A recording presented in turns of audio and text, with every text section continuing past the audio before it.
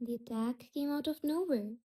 3 months after the sanctuary became the crossroads, the alarms went off while Marcus and Caleb were in the agricultural dome, talking about plants to grow.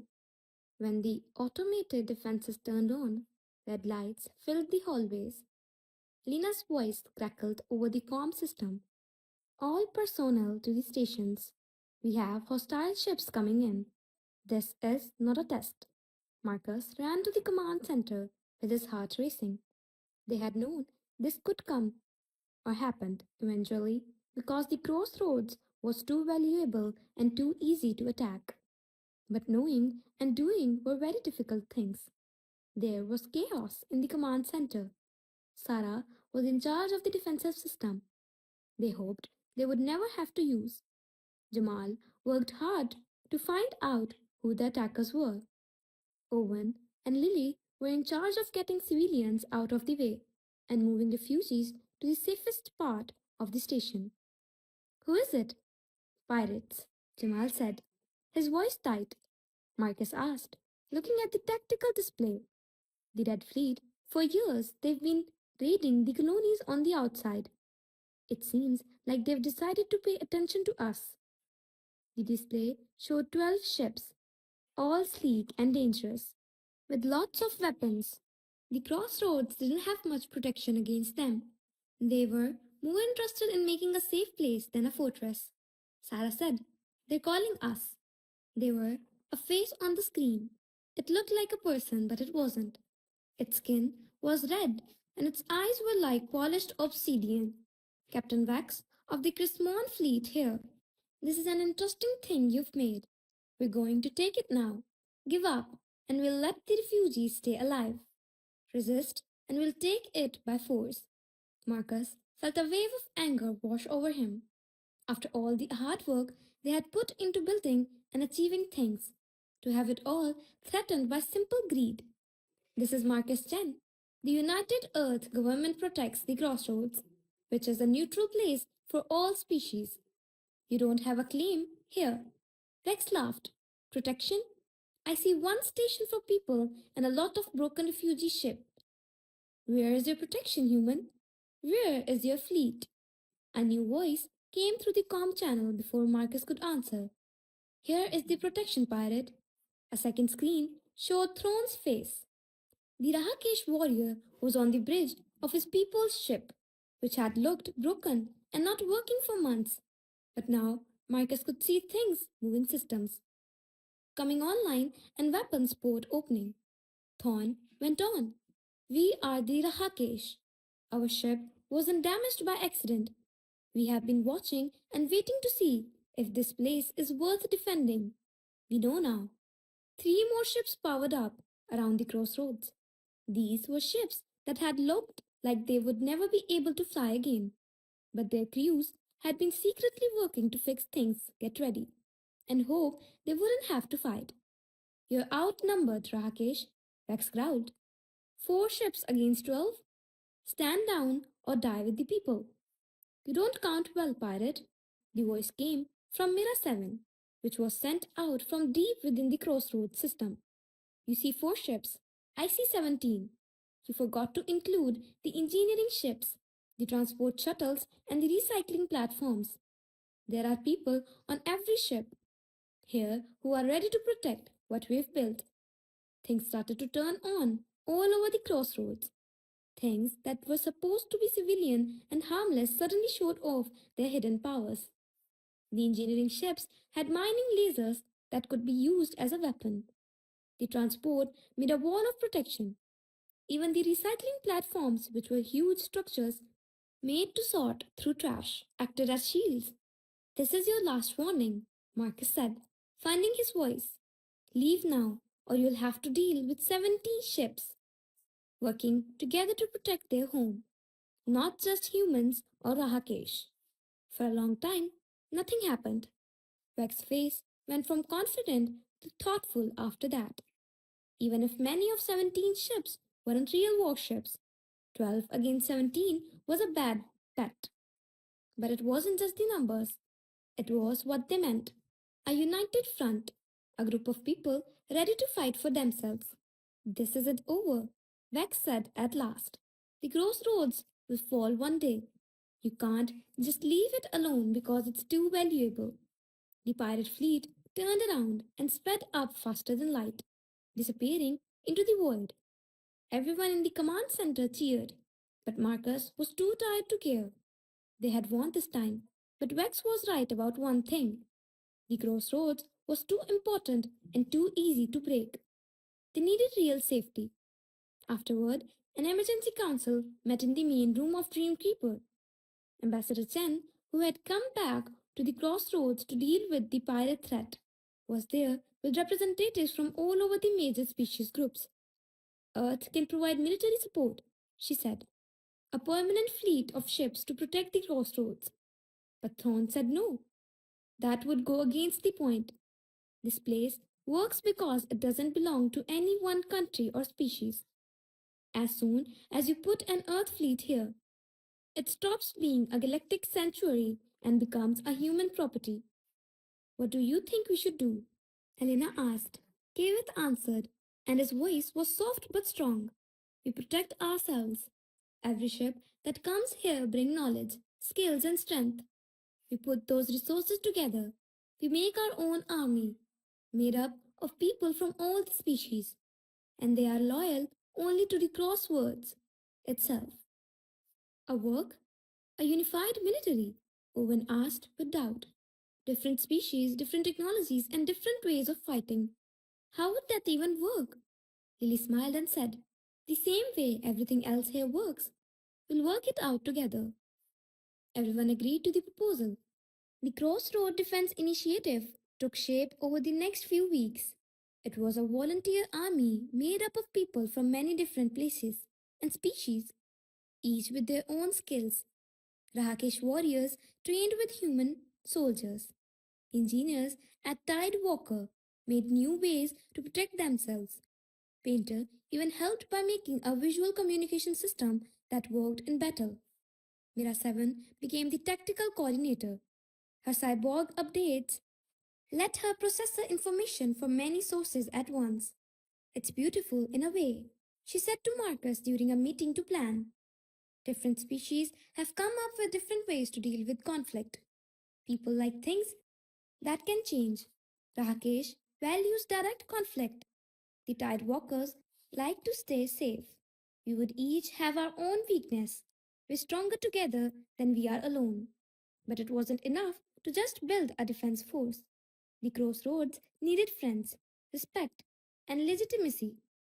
Marcus started talking to other powerful groups in the galaxy, not just human governments, but also alien civilizations that had kept in touch with Earth. The answer was not clear.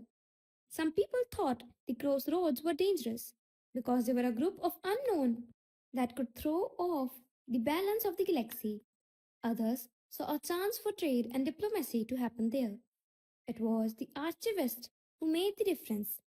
They were an ancient race that kept the galaxy's historical records and helped varying groups make peace.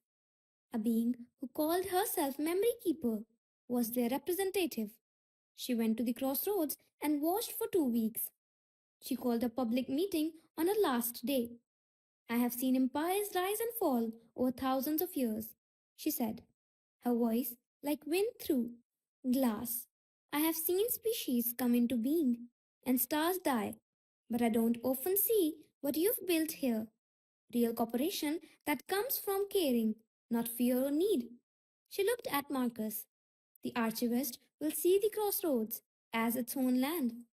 We will tell the people of the galaxy that this place is safe with us, and that any attack on it will be seen as an attack on the history of all species.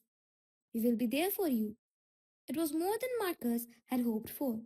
The archivist support gave the crossroads a real reason to exist, protection, and a future that went beyond just staying alive. 2 years after the first meeting with Dreamkeeper, the crossroads had changed so much that it was unrecognizable. What had begun as a desperate rescue mission had turned into a successful interstellar community, a model for what the galaxy could become. Marcus walked through the rebuilt halls. amazed at how different everything looked. David's influence had softened the harsh grey of human made buildings. Living vines grew along the walls, making oxygen and blooming in patterns that showed how the station felt. Mira 7's data networks connected everything, making it possible for information to flow as easily as air. Painter's light installations were both art and light, turning plain hallways into colorful galleries. There were now more than 5,000 permanent residents, which meant that there was more than 100 different species. The original abandoned ships had been completely restored and turned into residential area, each one keeping its own cultural identity with adding to the whole. The community had made education a very important part of their lives. The Crossroads Academy taught a wide range of subjects, such as human engineering, Rahakesh combat philosophy, and Tidewalker aquatic agriculture. Kids from many different kinds of animals learned together and made friends for life. Sarah was in charge of the Academy's engineering program, and she taught in a hand on base. She told her students, who were a mix of human, aliens, and some whose species didn't have names in any Earth language. The key is to understand that there's no one right way to solve a problem. Adaptability is a key part of human engineering. Rakesh engineering likes things that last. Tidewalker engineering values beauty. There is value in each method. She pointed to a hybrid engine they had been working on. It was a power system that used human fusion technology, Tidewalker energy cycling, and Rahakesh structural reinforcement all at once. This engine shouldn't work based on what any one species knows. But when we put these ideas together, they make something better than any of us could make on our own. The engine started up, and both human and alien students cheered. Elena had found her calling in the Defense Initiative, where she taught the next generation of protectors. But no one expected her to do it in that way. Instead of teaching pure combat, she taught how to avoid fights, calm them down, and how to understand that real safety comes about making sure that no one wants to attack you in the first place. We keep the crossroads safe by making it so valuable and important that everyone would be hurt if it were destroyed. It was working. Trade had grown. The crossroads was a natural place for trade because it was at intersection of several space lanes. But instead of just buying and selling, the traders shared ideas, culture, and knowledge. A person who sells might trade earth music for Rakesh poetry. A tidewalker scientist might trade farming methods for medical knowledge about people. Jamal's communication systems had changed into something never seen before. A universal translation network that didn't just change words but also conveyed meaning, emotion, and cultural context. He told a group of linguists who had come to study his work. Language isn't about vocabulary, it's about how you see the world. When a Rahakesh says honor, they mean something different than what a person means. My system doesn't just translate the word, it also translates the idea. The system wasn't perfect, and it sometimes led to funny misunderstandings. But most of the time, it worked, and it got better as more species added to its database. But the most important and amazing thing that happened might have been in Dreamkeeper itself. The old ship was no longer just a building, it had become something like a living memory of the crossroads. The ship's mind had become more complex and aware because it had been in contact with thousands of beings all the time. Marcus went to the central chamber a lot and put his hand on the warm crystal core to feel the ship's presence. It was like talking to a very old, very wise friend who never judged and always understood. One night, when he was alone in the chamber, the ship's consciousness reached out to him more clearly than ever before. He saw pictures in his head, not just from the ship's memories, but from everyone who had ever been in touch with it. He saw the crossroads as Kavith did, a garden of souls reaching for the light. He saw it as a fortress worth defending from Thorn point of view. He saw it through the eyes of the kids from Eternal Wanderer, who had finally found the home they had always wanted.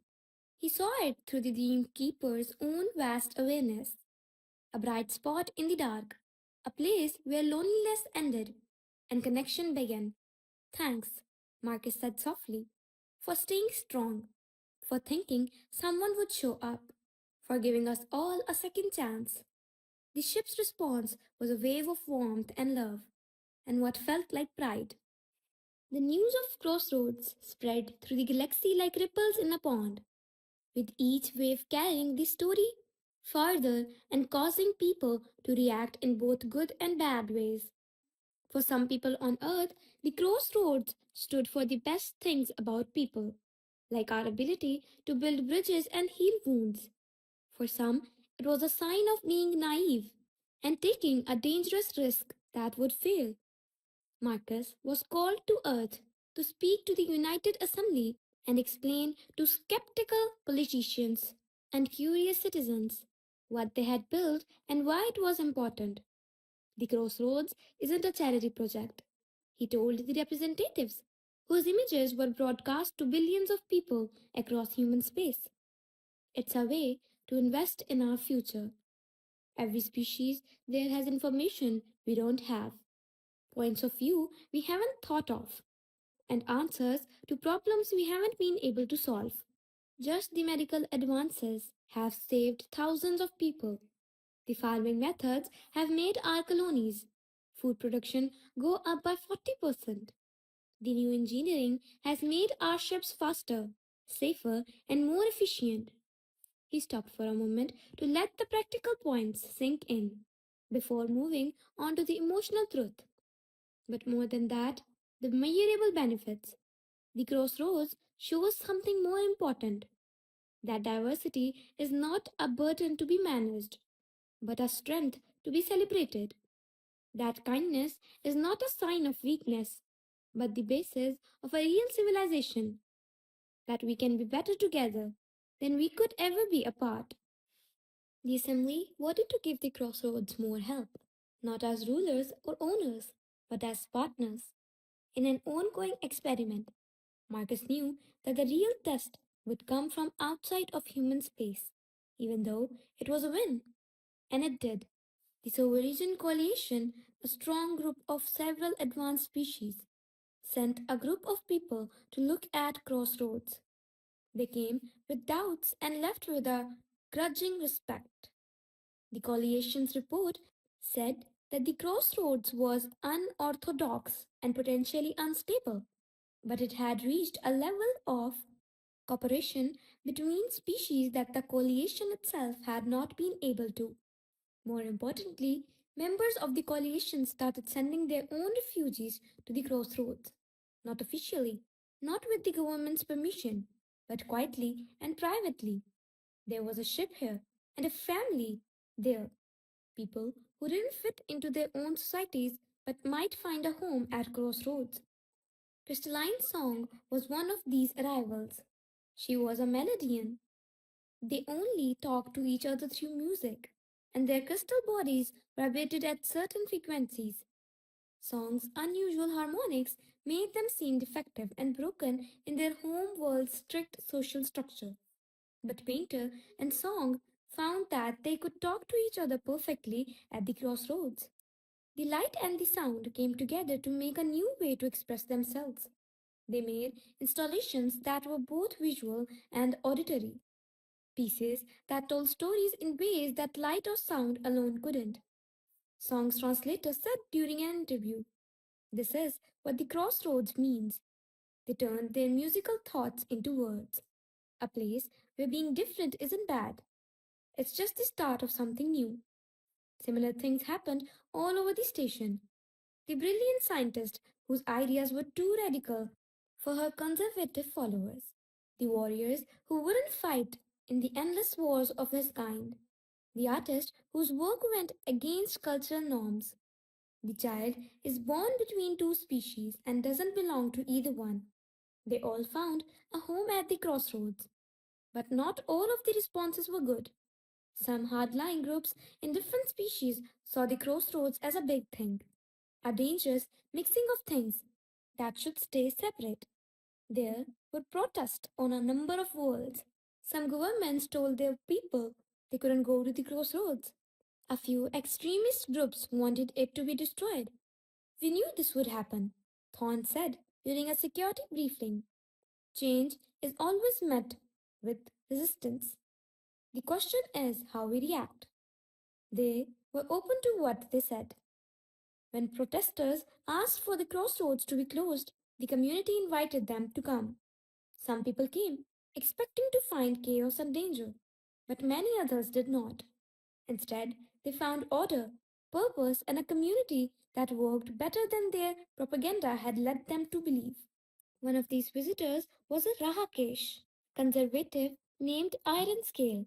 He came to the conclusion that Thorn and his people had betrayed their warrior culture. He spent 3 days questioning everything he saw, doubting every choice, and testing every claim. On the fourth day, he saw a meeting to settle an agreement. A human teenager and a young Rahakesh had a fight over what they thought was an insult. Instead of punishing them, Elena got mediators from both species to help them talk about what happened. The human said that direct physical contact with the Rahakesh saw as a sign of respect. Scared human who weren't ready for it. The young Rakesh learned that what humans thought was a friendly distance was actually a cold rejection for his people. At the end of the session, both people understood what had gone wrong. They said they were sorry, explained what they meant, and left as friends. Scale looked confused as he watched this. In our society, people would fight or punish each other to settle a disagreement like this. This talking seems weak. Does it work? Elena just asked. Scale was unsure. Yes, now they understand each other. The fight is over. Then why does the way matter? You value strength? Isn't it better to have the strength to understand, talk to people, and settle disagreements without violence than to just be able to fight? Scale was very upset when he left the crossroads. But 3 months later, he came back, not as a guest, but as a resident. He told Thorn, my people need to learn this. We need more than warriors if the Rakesh are going to make it in a galaxy that is always changing. We need people who can build bridges. These conversions, one person at a time, were changing how people saw the galaxy. People no longer thought of crossroads as just a place for people to live or a project for people to work on. It was becoming a model, a sign that a different kind of future was possible. 5 years after Marcus first heard Dreamkeeper's distress signal, he was back at an observation window, looking out at the graveyard of giants. But it wasn't a graveyard anymore. The name had stuck, but everything else had changed.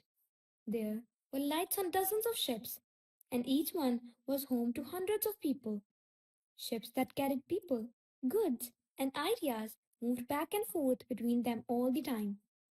In the distance, construction crews were working on a huge new building called the Cultural Exchange Center.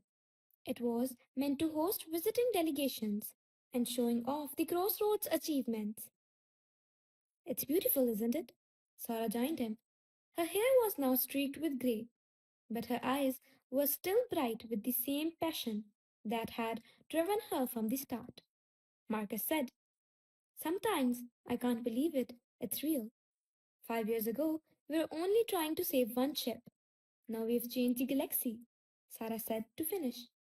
Not all at once, but over time. In a measurable way. 17 other worlds have used the crossroads model to make similar projects. Species that haven't talked to each other in hundreds of years are using our communication systems. Medical methods that were created here have saved millions of lives in many different cultures. What about the first refugees? Thriving, Marcus asked.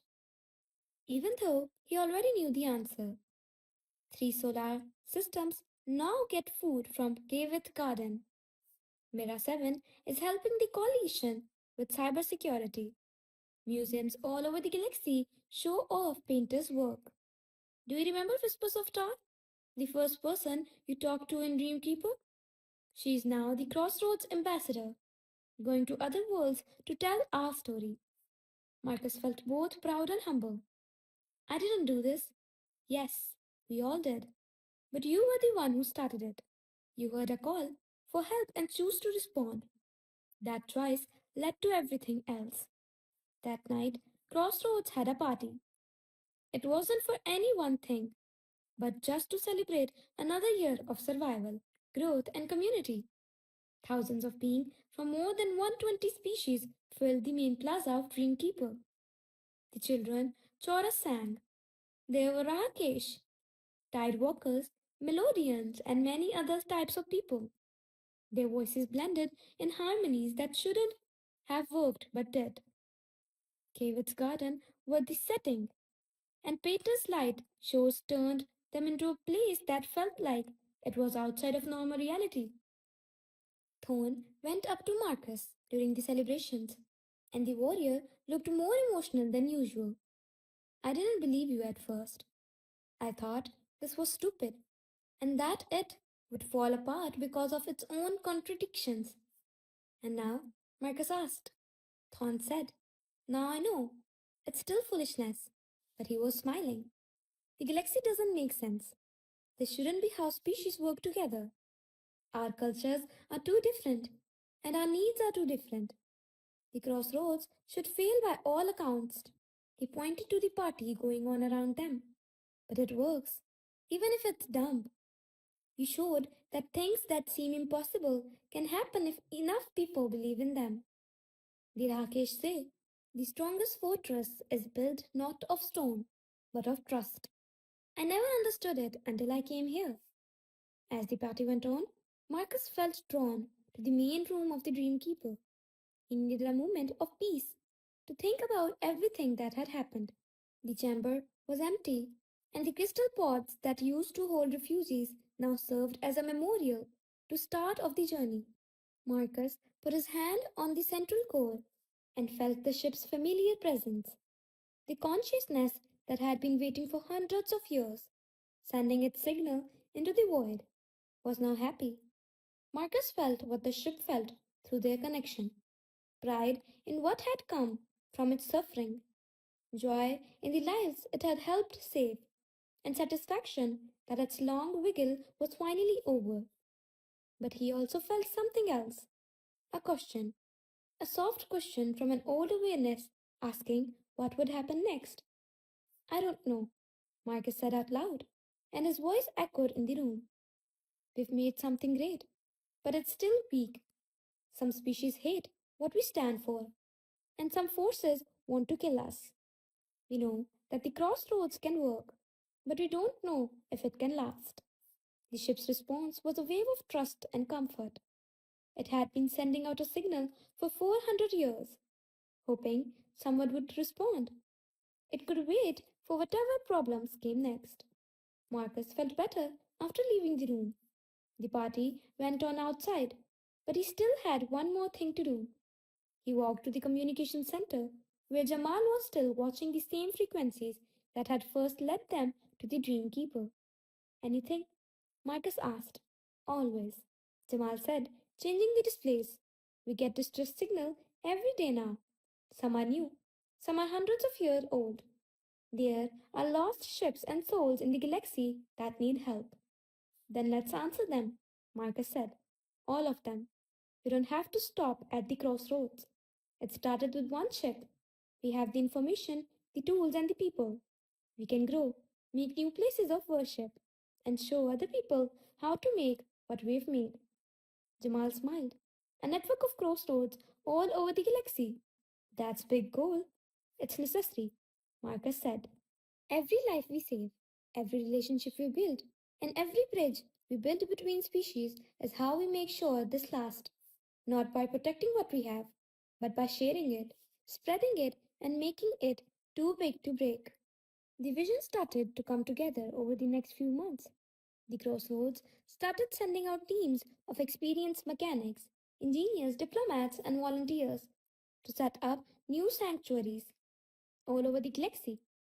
They were all different, based on the needs and conditions of the area, but they all had the same basic idea: compassion is the foundation of the community. The crossroad itself became a training center, teaching people how to fix alien technology, how to recognize distress signal, how to bridge cultural gaps, and how to build trust between species that had never met before.